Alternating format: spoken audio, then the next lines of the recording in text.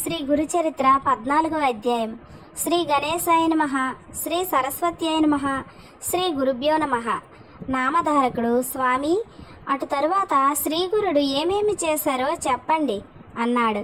సిద్ధయోగి సంతోషించి ఇలా చెప్పారు. భోజనాలయ్యాక సాయం దేవుడు శ్రీగురుని పాదాలొత్తుతూ, సద్గురు, మీ పాదసేవ వలన నా జన్మ సత్కర్మలు సార్థకమయ్యాయి. మీ అనుగ్రహం వలన నా పితృదేవతలు కూడా తరించారు. ధన్యుణ్ణి. మాయ చేత మానవునిలా కనిపిస్తున్నారే గాని మీరు సాక్షాత్తు భక్తులను ఉద్ధరించడానికి అవతరించిన భగవత్ స్వరూపులే. మీ మహిమ వేదాలకే అంతుపట్టనిది. అట్టి మీకు సేవ చేసే అవకాశం నాకు అనుగ్రహించి నా వంశాన్నే పావనం చేశారు. కానీ నాదొక విన్నపమున్నది. ప్రస్తుతం నేనొక కష్టంలో ఉన్నాను. వేరు దారి లేక నేనొక యవనరాజు సేవలో ఉన్నాను. అతడు నరరూప రాక్షసుడు. అతడు ప్రతి సంవత్సరం ఒక బ్రాహ్మణుని చంపుతాడు. నన్ను బలివ్వాలని తలచి ఇంతకు ముందే నాకు కబురు పంపాడు. నేనిప్పుడు అతని వద్దకు వెళ్ళాలి, తప్పదు. నన్ను మీరే కాపాడాలి అన్నాడు. శ్రీగురుడు అతని తలపై చేయి పెట్టి ఆశీర్వదించి, నాయనా, భయపడకు, ఆ యవనుడు నిన్నేమీ చేయలేడు. భగవంతుడు సర్వానికి యజమాని.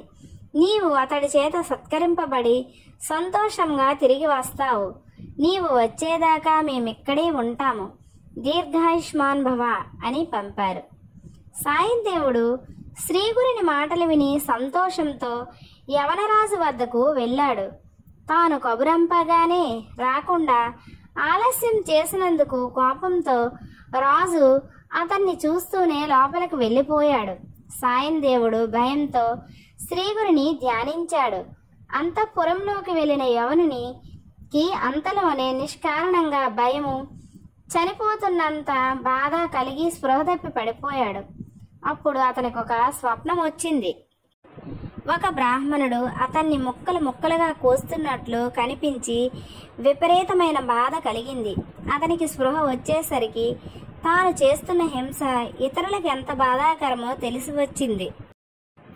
పశ్చాత్తాపంతో అతడు బయటకు వచ్చి సాయం దేవుని పాదాలపై పడి, అయ్యా, మిమ్మల్ని నేను పిలిపించలేదే, మీరు ఇంటికి వెళ్ళవచ్చు అని వస్త్రభూషణాదులతో ఘనంగా సత్కరించి పంపాడు.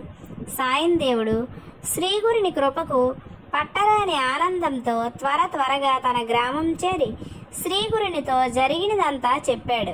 ఆయన సంతోషించి, నాయనా, మేము పుణ్యతీర్థాలు దర్శిస్తూ దక్షిణ దిక్కుగా వెళ్తాము అన్నారు. అతడు నమస్కరించి, స్వామి, నాకు మీరు ప్రసాదించిన ఈ జీవిత శేషాన్ని మీ సేవకే అంకితం చేస్తాను. అనుగ్రహించండి. మీ పాద సన్నిధి విడిచి బతకలేను. నన్ను విడిచిపెట్టి వెళ్ళవద్దు. నేను కూడా మీ వెంట వస్తాను అని వేడుకున్నాడు. శ్రీగురుడు, నాయనా, నాకు ఆత్మసమర్పణం చేసుకున్నావు. నీ అభీష్టం నెరవేరుతుంది. మేమొక పని మీద వెళ్తున్నాం. 16 సంవత్సరాలకు మళ్ళీ మేము వచ్చి ఈ గ్రామానికి దగ్గరలోనే నివసిస్తాము.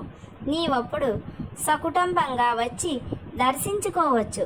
అంతవరకు ఇక్కడే సుఖంగా ఉండు అని ఆశీర్వదించి శిష్యులతో కలిసి పాదచారి అయి అనేక పుణ్యక్షేత్రాలు దర్శిస్తూ వైద్యనాథం చేరారు. అక్కడ ఆయన కొంతకాలం గుప్తంగా నివసించారు. అది విని నామధారకుడు, స్వామి, అప్పుడు శ్రీగురునితో అనేక మంది శిష్యులున్నారు కదా, వాళ్ళు ఎక్కడున్నారు? శ్రీగురుడు అక్కడ గుప్తంగా ఉండి ఏమి చేశారు అని అడిగాడు. శ్రీ దత్తాయ గురవే నమః, శ్రీ శ్రీపాద వల్లభాయ నమః, శ్రీ నృసింహ సరస్వత్యై నమః. గురుచరిత్ర 14వ అధ్యాయం సంపూర్ణమైంది. 15వ అధ్యాయం తర్వాత వీడియోలో చెప్పుకుందాం. అయితే ఈ వీడియో కనుక మీకు నచ్చినట్లయితే మీ ఫ్రెండ్స్కి, ఫ్యామిలీ మెంబర్స్కి అందరికీ షేర్ చేయండి. అలాగే గురుచరిత్ర కోసం మరిన్ని ఆధ్యాత్మిక విషయాల కోసం నా ఛానల్ని సబ్స్క్రైబ్ చేసుకోండి.